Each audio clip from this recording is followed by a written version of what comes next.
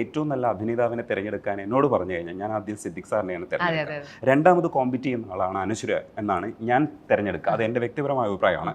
പക്ഷേ ആ സീനിൽ ശരിക്കും നിങ്ങൾ തമ്മിലുള്ള കോൺവെർസേഷൻ നടക്കുന്ന ലാസ്റ്റ് ക്ലൈമാക്സ് സീനിൽ ഇങ്ങനെ തൊടുന്ന സമയത്തൊക്കെ ഈ മനുഷ്യൻ അസാധ്യമായിട്ട് അഭിനയിക്കുന്ന ഒരു മനുഷ്യനാണ്. ഡയലോഗ് ഡെലിവറി അതിൻ്റെ കൂടെ നടക്കുന്നുണ്ട്, ഒരിടത്തും ഉടക്കുന്നില്ല.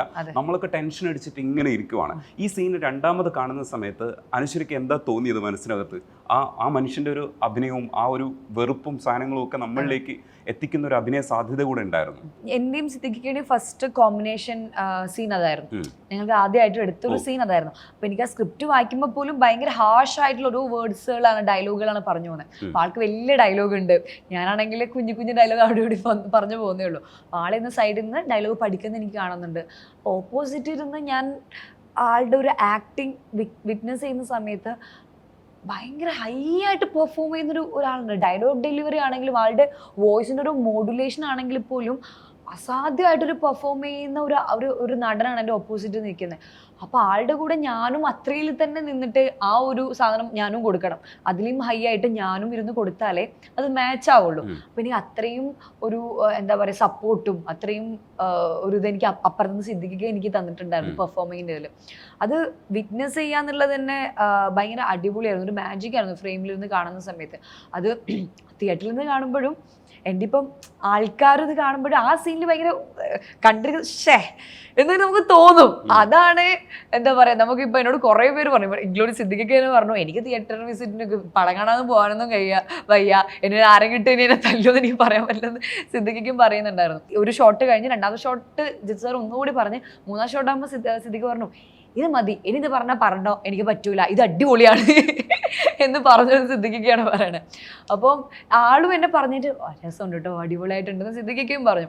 അപ്പം എനിക്ക് അങ്ങനെ ഒരു കോസ്റ്റാറാണ് എനിക്ക് എൻ്റെ ഓപ്പോസിറ്റ് അത്രയും വലിയൊരു നടനെ എൻ്റെ കോസ്റ്റാറായിട്ട് കിട്ടി, അല്ലെങ്കിൽ അത്രയും ഹൈ ആയിട്ട് എനിക്കൊരു ആ ഒരു ഗിവ് ആൻഡ് ടേക്ക് എനിക്ക് സിദ്ദിഖൊക്കെ തന്നു എന്നുള്ളതാണ്. ആ ക്യാരക്ടർ ശരിക്കും സാറ ശരിക്കും ഞാനായിരുന്നു എന്നാണ് എനിക്ക് തോന്നിയത്. സാറയുടെ ഫേസിലും ഒക്കെ ക്യാമറ വെക്കുമ്പോൾ എൻ്റെ ഫേസിൽ വെച്ചിരിക്കും പോലെയാണ് ഞാൻ ഫീൽ ചെയ്യുന്നത്. അപ്പോൾ സാറയുടെ ചുണ്ടിങ്ങനെ അനങ്ങുമ്പോഴൊക്കെ ഞാൻ എന്നെ തന്നെയായിരുന്നു. അങ്ങനെ റിലേറ്റ് ചെയ്യാൻ എപ്പോഴും കഴിയണമെന്നില്ല, നമ്മൾ കഥാപാത്രങ്ങളായിട്ട് മാറി നിന്ന് കാണും. പക്ഷേ സാറയുടെ ദേഹത്ത് ഒരാൾ തൊട്ടപ്പോൾ എനിക്ക് ശരിക്കും ഇറിറ്റേഷൻ ഉണ്ടായി.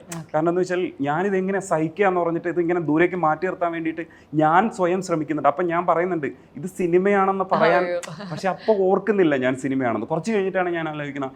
പക്ഷേ എനിക്കത് വിട്ടുപോയിട്ടില്ല. ഞാനിപ്പോഴും സാറയുടെ ക്യാരക്ടറിനെ വിട്ടിട്ടില്ല. അതുകൊണ്ടാണ് ഞാൻ ഇപ്പോൾ ഈ ഓസിലർ കണ്ട ശേഷവും അതൊരു ഷോക്കിംഗ് ആയിട്ടുള്ള ഒരു എക്സ്പീരിയൻസ് ആയിരിക്കുമ്പോഴും ആ ക്യാരക്ടറും അങ്ങനെയാണല്ലോ. പക്ഷേ ഇത് വിട്ടുപോകുന്നില്ല എന്നുള്ളൊരു അർത്ഥത്തിലാണ് അത് ചെയ്തേക്കുന്നത്. ഇതിൻ്റെ പ്രിപ്പറേഷൻസ്, ഒന്നാമത് അന്ധയായിട്ട് അഭിനയിക്കുക എന്നൊക്കെ പറയുന്നത് നമ്മൾ പലതരത്തിലുള്ള ആക്ടുകളൊക്കെ കണ്ടിട്ടുണ്ട്. പക്ഷേ ഇതിനകത്ത് ഡിഫറൻസ് കൊണ്ടുവന്നിട്ടുണ്ട്. അത് ശരിക്കും അനശ്വരയെ സമ്മതിച്ചേ മതിയാവും. ആ ഡിഫറൻസ് ഒരാൾ കൊണ്ടുവരുമ്പോൾ അത് കാണുമ്പോഴാണ് ഇത് ഡിഫറെൻ്റ് ആണല്ലോ എന്ന് നമുക്ക് പറയാൻ തോന്നില്ലേ? എന്തായിരുന്നു പ്രിപ്പറേഷൻ?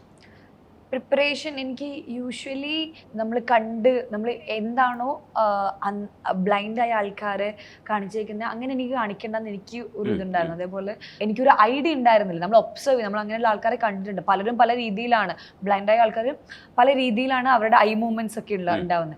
അപ്പോൾ യൂഷ്വലി നമ്മൾ സിനിമയിൽ കണ്ടതല്ലാതെ റിയൽ ലൈഫിൽ എങ്ങനെയാണോ ഉണ്ടാകുന്നതെന്ന് എനിക്കൊരു ഇതുണ്ടായിരുന്നു.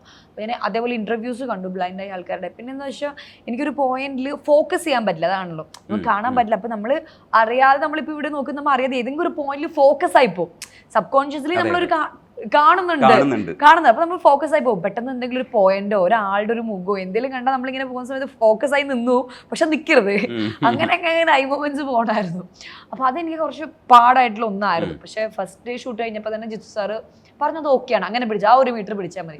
കാരണം എനിക്കറിയില്ല ഇനി ഏത് രീതിയിലാണ് ഇത് പിടിക്കേണ്ടത്, അല്ലെങ്കിൽ ജിത്തു സാറിന്റെ മൈൻഡിൽ എന്താണ്, ഡയറക്ടറുടെ മൈൻഡിൽ എന്താണെന്ന് എനിക്കറിയില്ല. ക്യാരക്ടറിനെ പറ്റി ഒരു ഐഡിയ ഉണ്ട്. അപ്പൊ ജിത്തു സാർ ഫസ്റ്റ് സീൻ കഴിഞ്ഞപ്പോൾ ജിത്തു സാർ പറഞ്ഞത് ഓക്കെയാണ്, ഈ 1 മീറ്റർ അങ്ങോട്ട് പൊക്കോളും. അപ്പൊ എനിക്ക് കുറച്ചും കൂടി സെറ്റായി, കുറച്ച് കോൺഫിഡന്റ് ആയി ഞാൻ. അപ്പൊ അങ്ങനെ ആ ഒരു ഫസ്റ്റ് ഡേ ഇതിൽ തന്നെയാണ് ഞാൻ പിന്നെ അങ്ങോട്ട് പോയിക്കൊണ്ടിരുന്നത്. ഈ എന്താ പറയാ, ഇത് പിടിക്കാതെ അങ്ങ് പോവാതെ അങ്ങ് പോവാന്നുള്ളത്.